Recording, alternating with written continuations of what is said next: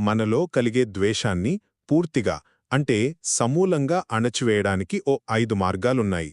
వాటి గురించే ఈ చిన్న విశ్లేషణ. ఈ ఐడియాలన్నీ బౌద్ధ గ్రంథమైన అఘాతసుత్త నుండి వచ్చాయి. ఒక భిక్షువులో ద్వేషం కలిగినప్పుడు దాన్ని ఎలా తొలగించుకోవాలి అని చెప్పిన సూత్రాలివి. వినడానికి భిక్షువుల కోసం చెప్పినట్టున్నా మనందరికీ కోపాన్ని, అసంతృప్తిని జయించడానికి ఇవి చాలా శక్తివంతమైన టూల్స్ అన్నమాట. సరే, మరి మొదటి పద్ధతి ఏంటంటే సద్భావన. దీన్నే మెత్తా అంటారు. అంటే మీకు ఎవరిమీదైతే ద్వేషముందో వాళ్ల పట్ల కావాలనే స్పృహతో స్నేహాన్ని పెంచుకోవాలి. సింపుల్గా చెప్పాలంటే ద్వేషానికి మందు దాని వ్యతిరేక భావనే. ఒకవేళ అది వర్కౌట్ అవ్వలేదనుకోండి, అప్పుడు రెండో పద్ధతి ఉంది. అదే కరుణ.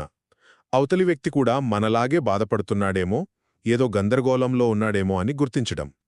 ఇలా ఆలోచిస్తే మీ ద్వేషం కాస్త సానుభూతిగా మారొచ్చు కదా. సరే, వాళ్లమీద జాలి చూపించడం కూడా కష్టంగా అనిపిస్తోందా? అప్పుడు మూడో మార్గం. మీ మీద మీరు దృష్టి పెట్టండి. దీన్నే ఉపేక్ష అంటారు.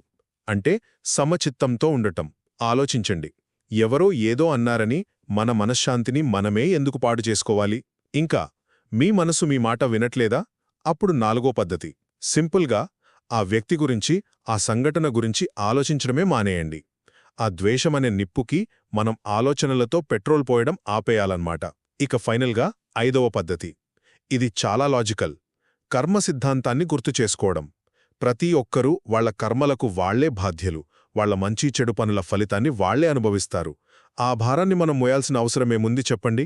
చూశారుగా, భావోద్వేగాలను మార్చడం దగ్గర్నుంచి తాత్విక చింతన వరకు ఈ పద్ధతులు కోపాన్ని జయించడానికి ఒక స్పష్టమైన మార్గాన్ని చూపిస్తాయి.